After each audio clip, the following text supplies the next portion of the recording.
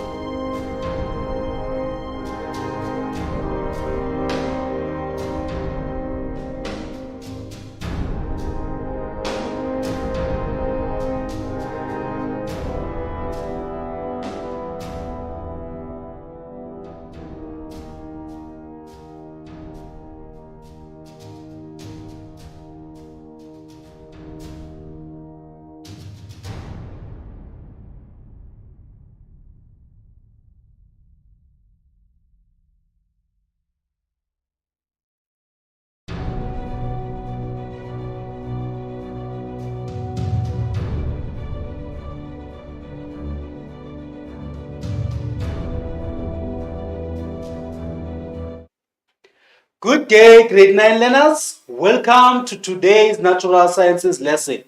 My name is Sianda Madlala, and this lesson is proudly brought to you by the Gauteng Department of Education. Right now, we are in term 2 and we'll be exploring the knowledge area, matter and materials, right? And today's topic is on compounds, right? So let's quickly look at our lesson objectives. Right. So this is what we need to achieve by the end of this lesson, right? These are the things that you should be able to do or accomplish at the end of this lesson. Are we together? So at the end of this lesson, you should be able to firstly define a compound, right? You should be in a position where you can tell the next person or you can define compound to the next person. Not only that, you should be able to describe a molecule, right? And also, you need to be able to identify the difference between a molecule of an element and as well as a molecule of a compound, right? And also, you need to be able to explain what makes up a compound, because this is all that we're dealing with for today, right? Compounds. You should be in a position where you can explain what makes up a compound. So, also you need to be able to name compounds, right? And all this information is found under the CAPS document on page 63. Now let's move on and look at our pre-knowledge, right? What we have done before in the previous grades and probably the same grade, right? That is foundation to today's topic. Right, in grade 8, we talked about the topic of atoms as building blocks of matter, right? Remember now, matter is anything and everything that occupies space and has mass, right? So this matter is made up of tiny particles called atoms, right? They are building blocks of matter, right? We talked in depth about this in grade 8, right? Also in the same grade, grade 8, we talked about the subatomic particles, which are the particles that make up atoms, right? To mention some, we talked about what? The positively charged protons that are found in the nucleus, the neutrons that are also found in the nucleus, and also now the electrons that are negatively charged that are found in the orbitals, right? We also talked about elements, right? We said that elements, they are found on the periodic table, and the periodic table has about 118 known elements so far, right? And we also talked about what? Compounds, which is the topic for today. So meaning we have some foundation on this topic, right? But now let's dwell on it more today. We also talked about mixtures of elements and compounds. Right, now let's quickly look at the important terms that we are going to come across as we learn today. The first term that we have there is compound, right? How do we define compound, right? Compound is defined as a pure substance that is formed by a chemical reaction of two or more different elements. Are we together? So now remember elements from the periodic table, right? And we are saying now compound is a pure substance that is formed by a chemical reaction between what? Two or more different elements, right? So meaning a compound is the end result of that chemical reaction between these two different elements. Right. We also have molecule. A molecule is a group of atoms which are bonded together, representing the smallest fundamental unit of a chemical compound that can take part in a chemical reaction, right? So meaning what? Also molecules can form what? Compounds. Now, we also have chemical bond. And chemical bond now is the strong force of attraction that holds atoms together, right? That is what a chemical bond is. A strong force of attraction, and it holds atoms together. So now let's quickly move on to our baseline activity, right? We need to test ourselves in terms of how far we understand in as far as this topic is concerned, right? So number 1, what is a periodic table? So remember from grade 8, right? We did discuss what? The periodic table, right? So what is a periodic table? Number 2 is saying how are the elements arranged on the periodic table? Then number 3 says, what does the position of the element tell us about the element in the periodic table, right? Also, number 4, define a compound. And number 5, define chemical reaction, right? So it's 5 questions. I'm quickly going to give you 5 minutes to complete this activity. Then after that, we shall meet for corrections.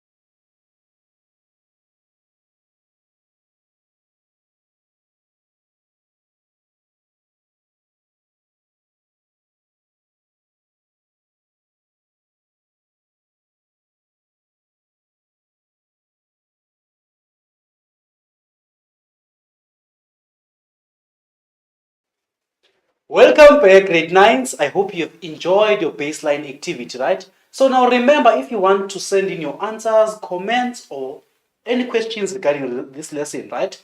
Our WhatsApp number is 079-578-2908. Now, let's look at our solutions, right? So number 1 was saying, what is a periodic table? Number 2, how are elements arranged on the periodic table? Number 3, what does the position of the element tell us about the element? Number 4, define a compound. Then number 5, define chemical reaction. Right? So looking at our solutions, number 1 says that a periodic table is a tabular display of all known chemical elements. Right? You mark your work. Then number 2 says they are arranged according to their atomic number, right? This is how elements are arranged on the periodic table. Number 3, it says it tells us whether it's a metal, non-metal, or a semi-metal, right? That is the position of the element in the periodic table. Then number 4 is it is a substance that is made up of 2 or more different elements that are chemically bonded, right? That is a compound.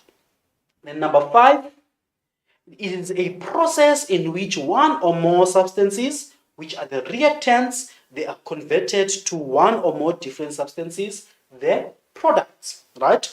That is a chemical reaction.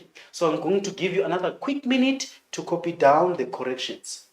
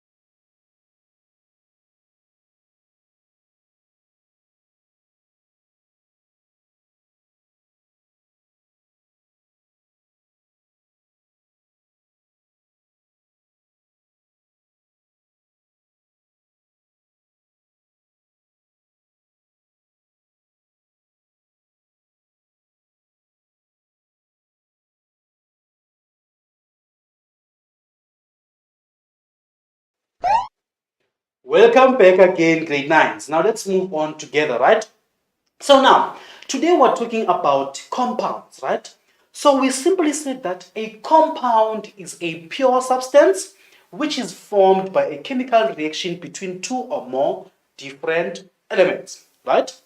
So now, sometimes you hear of carbon dioxide, right? Carbon monoxide. What is happening here, right?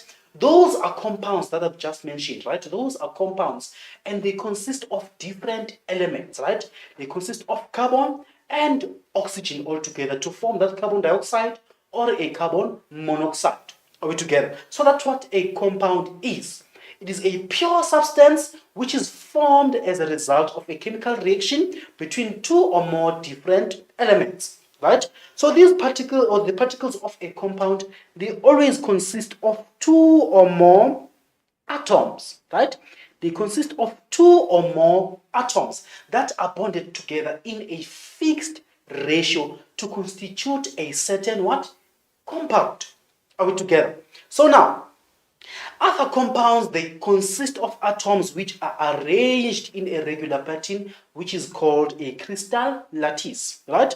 So this is an example of a crystal lattice, and this one is of what? Sodium chloride, right? NaCl. It is a what? A crystal lattice of sodium chloride, or what we know as table salt, right?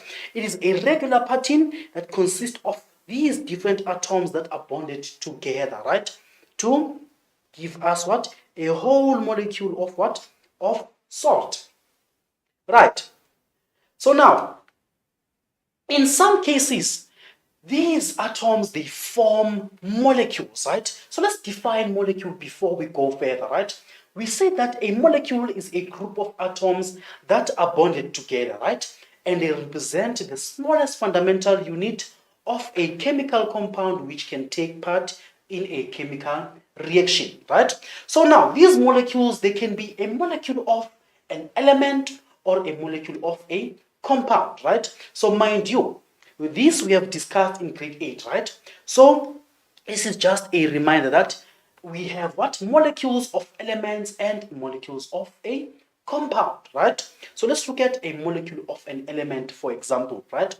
So a molecule of an element, it means what? They are made up of the same type of atom, right? They are made up of the same type of atom, right? So it is one element consisting of what? Of number of atoms, two or more atoms to constitute what? A molecule of that particular element. Are we together? So now, for example, O2, right? Or oxygen, right? Oxygen is diatomic, right? It has two atoms. Are we together? It is the same element, just that it has what? This two atoms. It is the same element and it has two atoms, right? It exists as diatomic, right? So this is an example of this O2 that I'm talking about here, right? So now this one is a molecule because now it is made up of two atoms altogether but of the same element. So we say that it is a molecule of an element, and in this case it is a molecule of oxygen. Are we together? So if three atoms of oxygen unite into a molecule, instead of the usual O2 that we get, we can have what? O3, which is ozone, right? It is O3. So who can tell us that what this O3 means? It means what now? It means three atoms of oxygen in this molecule, right? So as you can see in our picture here, we have 1, 2, 3 atoms making up this whole molecule of what? Of oxygen or ozone or O3. Are we together? Right. So we say that in some cases they form a molecule of a compound, right? So remember now, compound, let's derive from the meaning of compound, right? We say that a compound is two or more different elements that are chemically bonded, right? So already we have an idea that a molecule of a compound is going to have what? Two or more different elements, right? It's not within the same type of element. Are we together? It's going to have two or more different elements. So they are made up of two or more different elements, as I've said, right? So for example, H2O, right? H2O or water, right? This is a molecule, right? It is a molecule of water. Why am I saying so? Now let's look at the chemical symbol here, right? It has two different what? Two different elements, right? It has two different elements such as hydrogen and oxygen. And when you look at the numbers, we have two atoms of what? We have two atoms of hydrogen and one atom of oxygen, right? So looking at our structure here, we have 1, 2 hydrogens, right? And we have 1 oxygen. So all of this is a molecule of water, which is H2O, right? It's a molecule of a compound, and in this case, a molecule of water. Another example is methane, right? Which has the chemical symbol CH4, right? And this is the structure, right? So looking at this now, how many carbons do we have here, right? Or how many elements do we have? We have two elements, right? Carbon and hydrogen, right? But they are in different numbers in terms of atoms, right? So when you look at this, we have one carbon atom bonded together with what? With 1, 2, 3, 4 hydrogens, right? Bonded together with 4 hydrogens. And therefore, this whole structure is a molecule of what? Of methane, right? It is a molecule of a compound, and in this case, molecule of methane, right? So now, back to today's business, right? Compounds. We said that a compound is two or more different elements bonded together, but now here is a key word, right? Bonded together or combined in a fixed ratio. That part is important, right? Because once the ratio changes, it also changes the product itself, right? It changes what? it changes the compound formed as a result, right? So the atoms or elements in a compound, they are combined in a fixed ratio. For example, we're going to use this one again, the molecule of water or a compound of water, right? H2O, right? It is in such a ratio because what? A molecule of water needs to have what? Needs to have 2 hydrogen atoms with 1 oxygen atom, right? H2O, right? So now, the ratio of hydrogen in this case to oxygen is 2:1 because there's how many hydrogens? There's 2 hydrogens and also there's 1 oxygen, right? Looking at our structure here, right? This is the whole molecule of water. So let's count together. How many atoms do we have of hydrogen? We have 1, 2. Are we together? So meaning what? Now we have 2 hydrogens with 1 oxygen. Hence we say the ratio is 2:1, right? So this whole concept of what? Of compounds having a fixed ratio was discovered by a French chemist named Antonio Lavoisier, right? So let's move on together again. So now we have defined compound, right? And we have added that important part to say that they need to be in a fixed ratio for it to be a certain compound, right? So which brings us to this point. Any other combination of hydrogen and oxygen, we're using the same example, right? Any other combination of hydrogen and oxygen atoms would not be water. Why am I saying so? I'm saying so because of what now? The issue of ratio, right? Let's look at an example here, right? There's a chemical known as hydrogen peroxide, right? Hydrogen peroxide has the same atoms or elements that are in water, right? But the ratio is different. Hence, also, the name is different because the product is different as well, right? So hydrogen peroxide, it consists of the same elements as water. It has hydrogen and oxygen, right? But the ratio is different now because now it has 2 hydrogen atoms and 2 oxygen atoms, right? So it is H2O2, right? So this hydrogen peroxide is H2O2. It has 2 hydrogen atoms and 2 oxygen atoms. So when you look at the numbers and you compare between water as well, right, you can see that there's a difference, right? Hence the naming also is different at the end, right? So here is a structure of what? Hydrogen peroxide. It has 2 hydrogens, right? It has 2 hydrogens, so it is H2 with 2 oxygens, O2, right? So now it is hydrogen peroxide. Hence, we do not call it water as well because the whole product is different. Right. So now chemical bonds and chemical reactions, right? So now we say that atoms in a molecule or a compound, right? Now there's a question to yourself probably that what holds these atoms or elements together, right? On that compound or in that compound, right? So atoms in a compound, they are held together by what we know as chemical bonds, right? They are held together by a strong force of attraction known as chemical bonds. Are we together? So when the element hydrogen and the element oxygen undergo chemical reaction, water is formed as a result, right? But before that, the chemical bonds in hydrogen, right, they break, right? The chemical bonds in hydrogen molecules and oxygen, they break so that they can reform and form what? A new molecule, which is water. Are we together?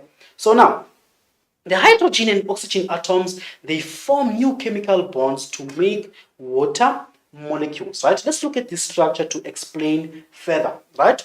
So remember the formula of water is H2O, right? Now when looking at the structure, at the end we have 2 water molecules, right?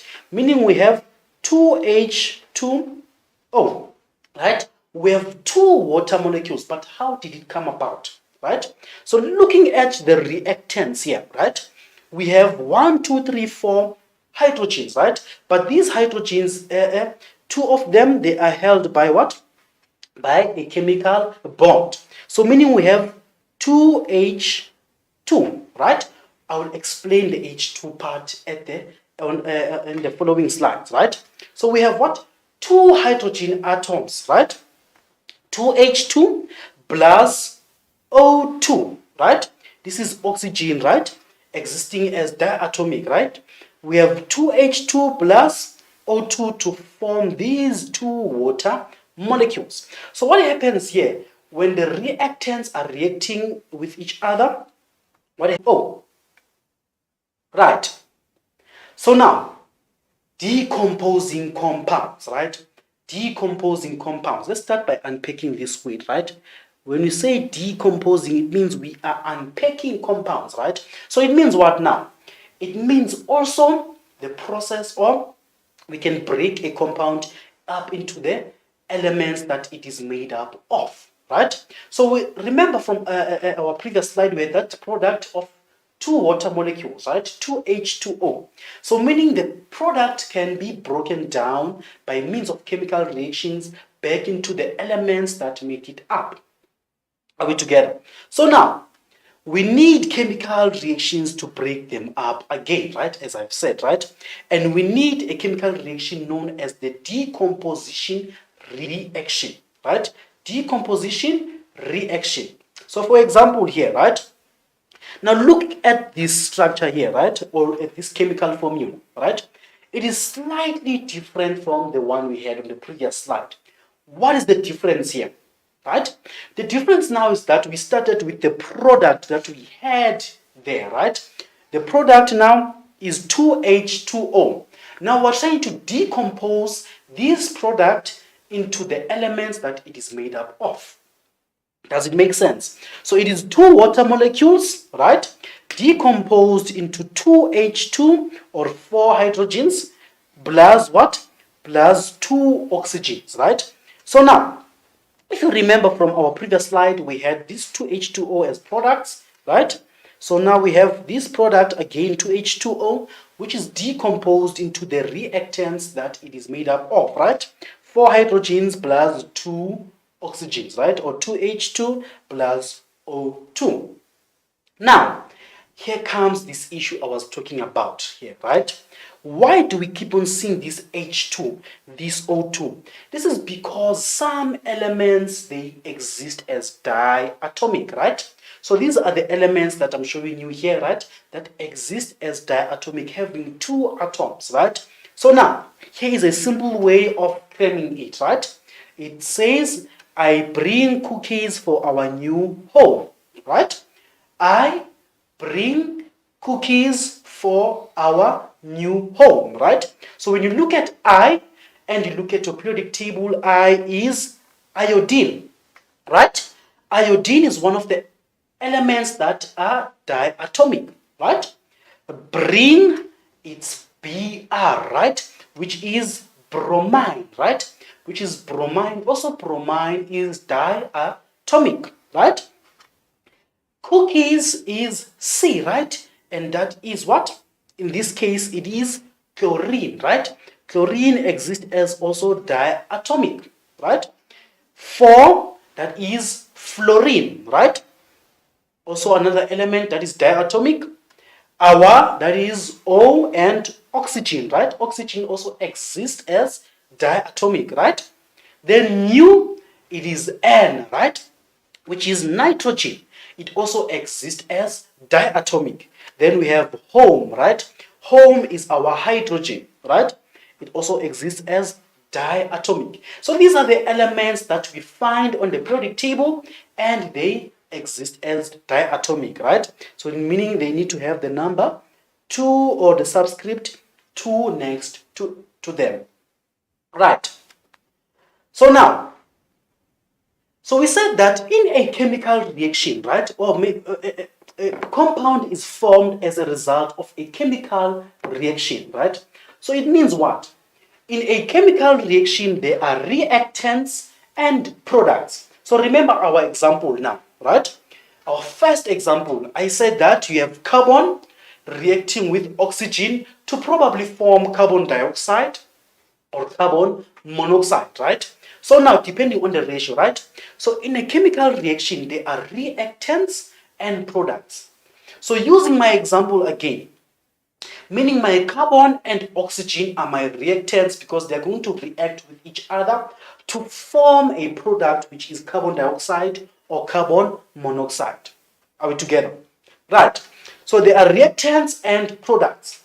So we say that reactants, these are substances that take part and undergo a change during a chemical reaction. And a product now is the substance that is obtained from another substance through chemical change, right? A product now is that end product that is obtained after carbon and oxygen have reacted with each other to form this product, carbon dioxide. Are we together? Right. So here is another example, right?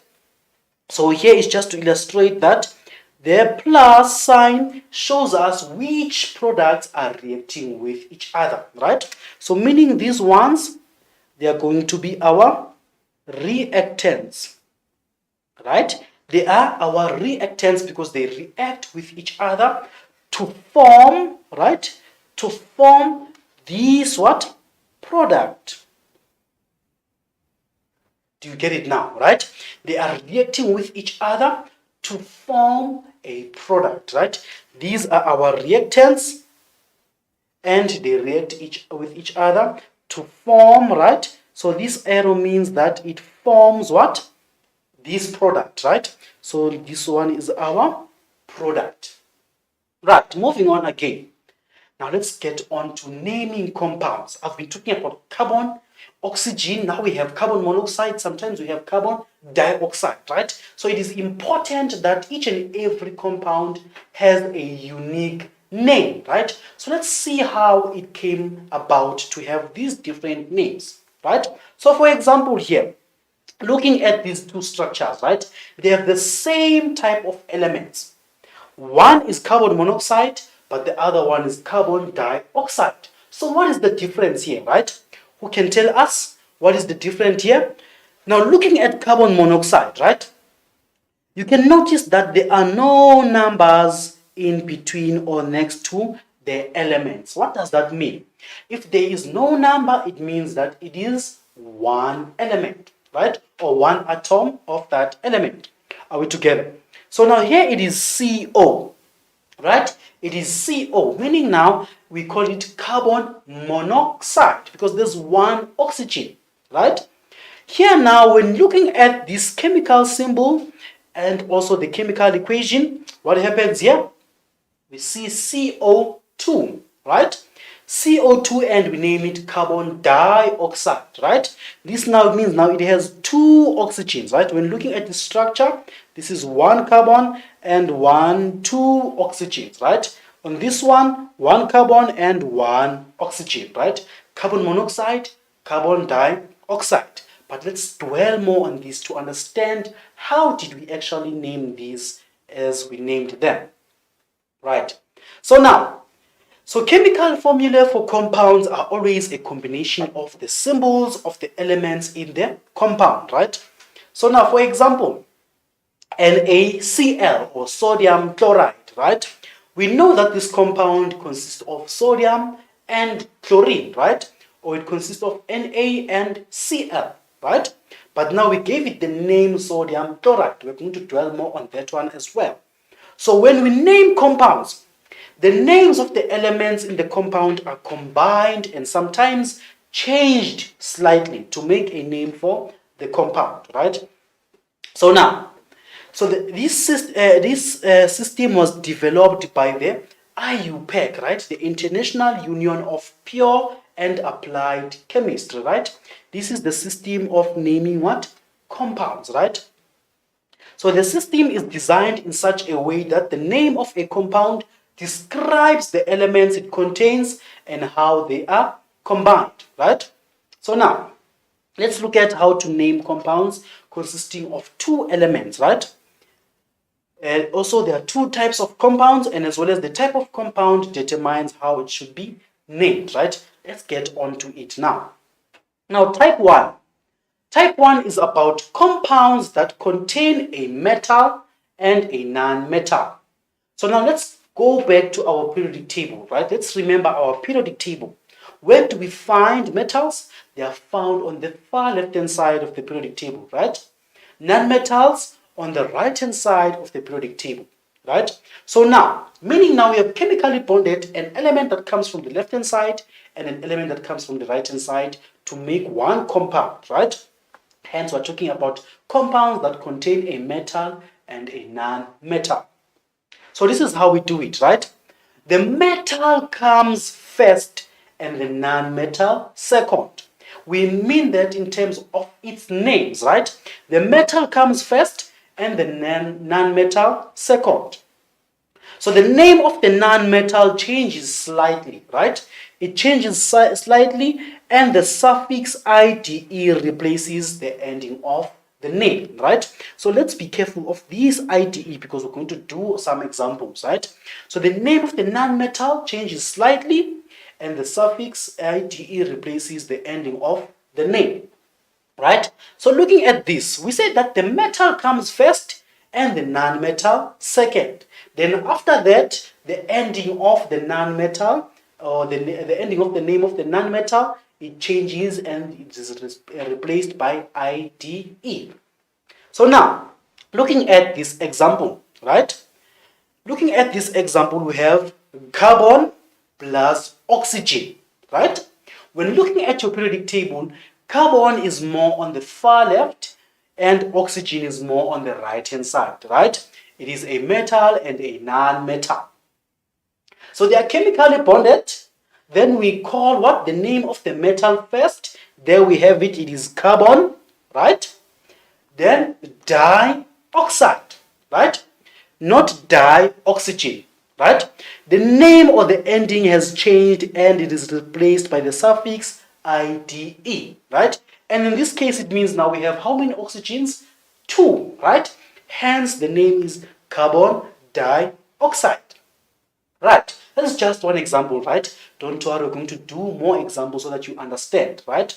So we say that all compounds of this type, they form crystal lattices rather than molecules.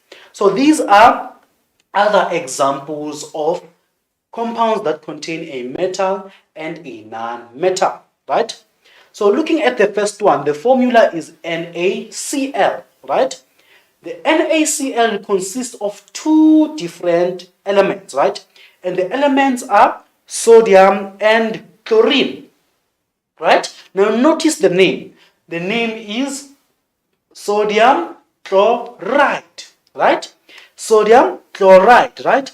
The ending of the name is replaced by the suffix IDE, right? It is not sodium chlorine, but sodium chloride. The following one is iron and sulfur, right? What is its name? The name is iron sulfide, right? Iron sulfide. Notice again the ending of the name is replaced by the suffix IDE. Then we have MgO, which is magnesium and oxygen, right? And the name is magnesium oxide, right? Not magnesium oxygen, right? Magnesium oxide. Notice also the ending of this name is replaced by the suffix IDE. Then lastly, we have lithium and fluorine, right? And the name is lithium fluoride, right? Also, the ending of the name is replaced by the suffix IDE. Right. So now we have talked for a long time, right? It's time to test our knowledge so far, right? So the instruction here says copy the table below and fill in the missing gaps, right? Copy the table below and fill in the missing gaps, right? So we see this table has a formula. It has which elements does it consist of, and it has the name, right? So fill in the missing gaps. I'm going to give you 4 minutes to complete this activity.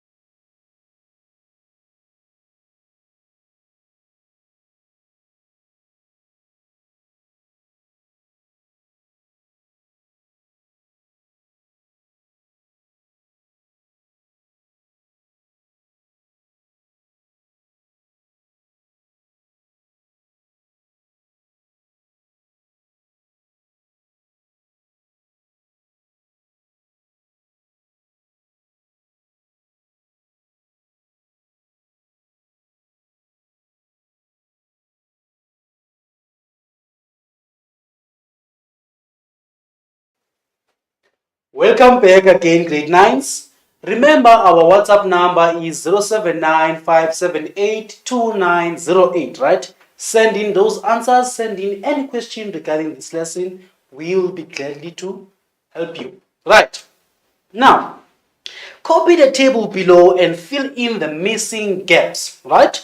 So now we have formula, which elements does it consist of, and the name of the compound, right? So now let's look at our solutions. Li2O, we know it as, which element does it consist of? That is lithium and oxygen, right? And the name is lithium oxide, right? Now the following one, which element does it consist of? We already had it. It is potassium and chlorine, right? And what is the name? The name is potassium chloride, right? Potassium chloride, right?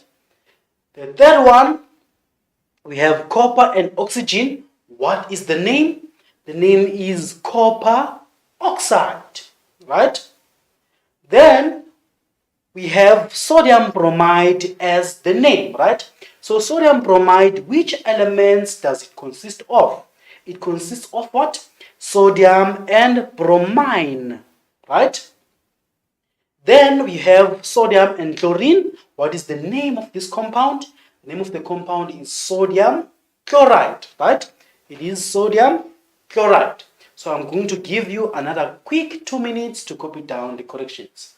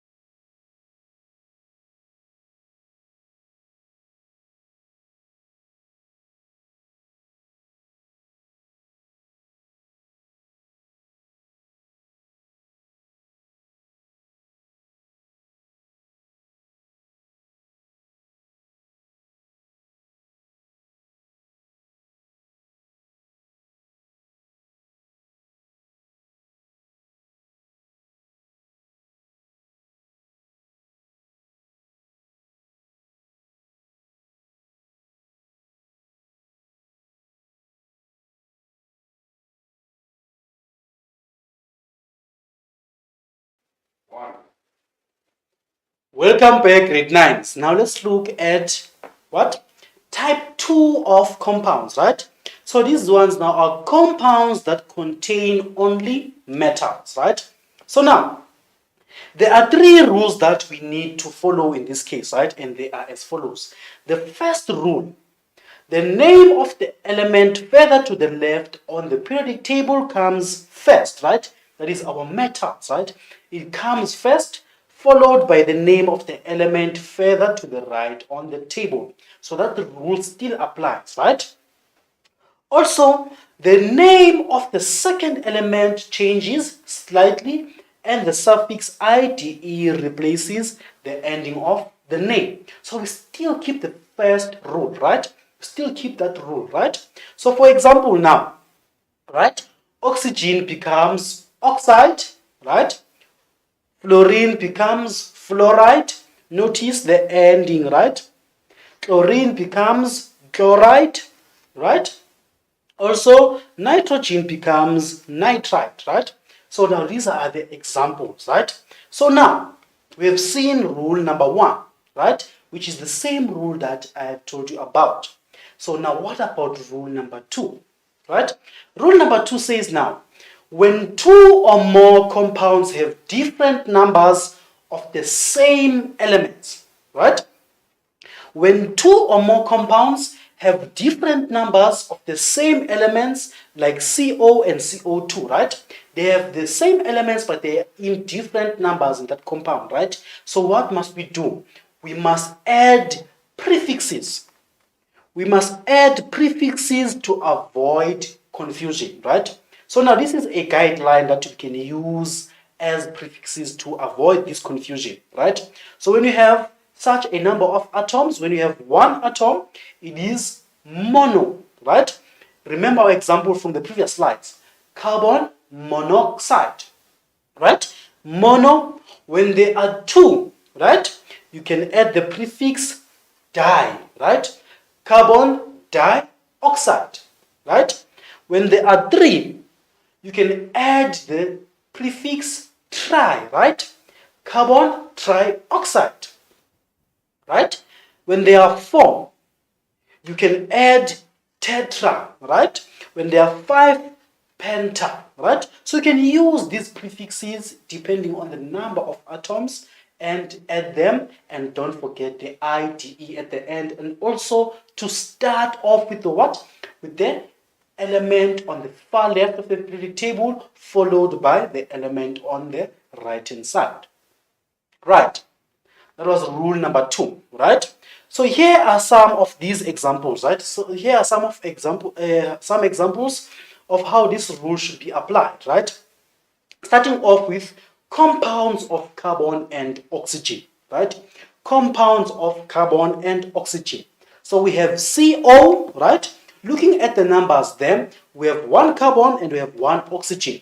So it is carbon monoxide, right? So now I want you to notice how the mono has changed to monoxide and not monooxide, right? So the other O is scraped out to give us monoxide, right?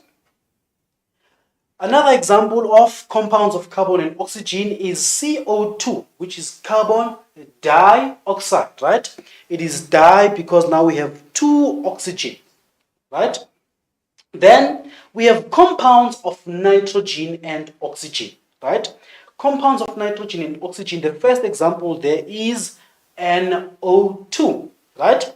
Which is nitrogen dioxide, right? Because we have 2 oxygens, right? Then now we have N2O4, right? So now notice now the difference. Even the first element has what? A subscript of 2 next to it, right? So we say now dinitrogen tetroxide.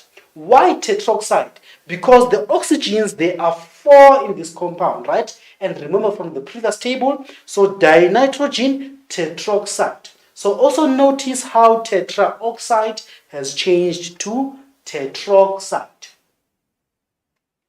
Now also compounds of sulfur and oxygen is one of the examples, right? SO2. It is sulfur dioxide because we have 2 oxygens, right? Then we have what? Sulfur trioxide because of what? Of 3 oxygens, right? So notice the prefix and the suffix. The suffix mostly it is that IDE, right? So the prefix also now changes depending on the number of atoms, right? Di, tri, mono, penta, tetra, and so on, right? So now let's look at this at rule number 3, right? This one speaks about what? Many compounds have common names that are widely known, right? So for example, we use the name water for H2O, ammonia for NH3, and methane for CH4. And looking at other examples, water is included here, right? Water is H2O, ammonia, NH3, baking soda, which is sodium bicarbonate by the chemical name, right? We have the formula NaHCO3, right? Natural gas, right? is the common name, and the chemical name is, or natural gas, sorry, is the common name. Then we have the chemical name methane and the formula CH4, right? We have vinegar, as we know it as a common name, which is acetic acid in chemical name, and it is CH3COOH, right? We have table salt, which is known as sodium chloride in its chemical name. We have bleach as the common name, and it is known as sodium hypochlorite. Then we have what? Muriatic acid, which has the chemical name hydrochloric acid. Right. We also have activity 2, right? So activity 2 now, it says writing names from the formulae of compounds, right? So we have given you the formula of the compound. You just need to fill in the name of the compound looking at the formula, right? So I'm going to give you a quick 3 minutes to complete this activity.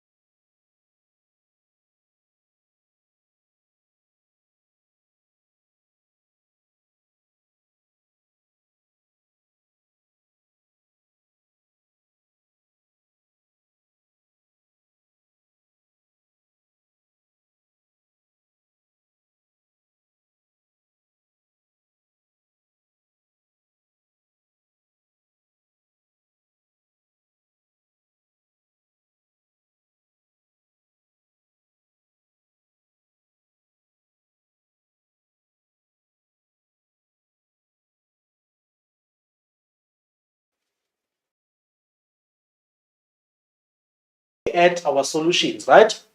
So now the formula CO2, the name of the compound is carbon dioxide, right?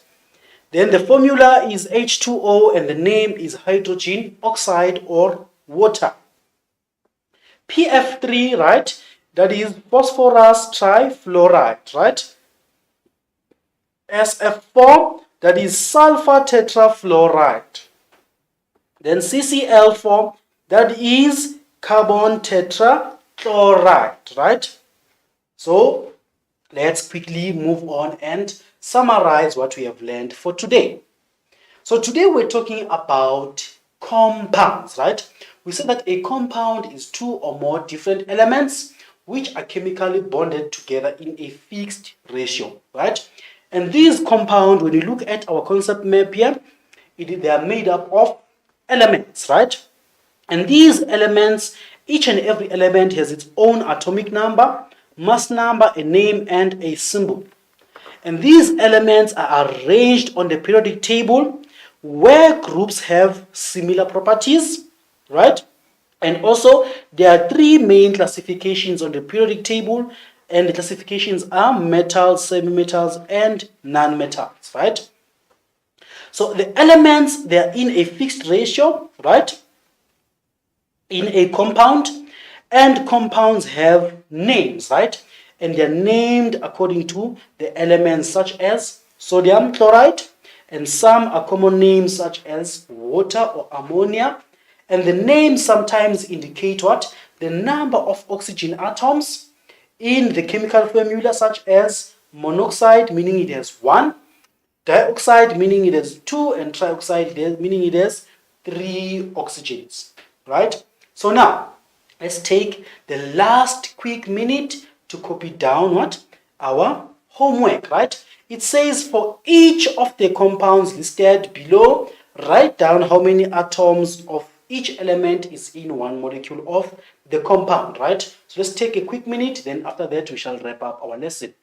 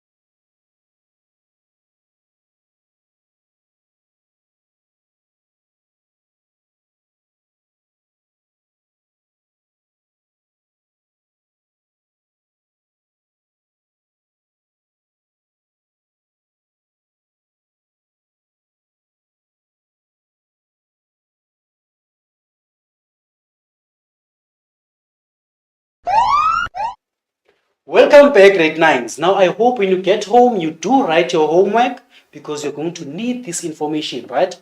So in the next lesson, we're going to talk about chemical reactions, right? So go home again, we have another homework, study on chemical reactions. Make sure you understand the concept so that when we come back again, it's an easy learning and teaching, right? So from me to you now, thank you and goodbye.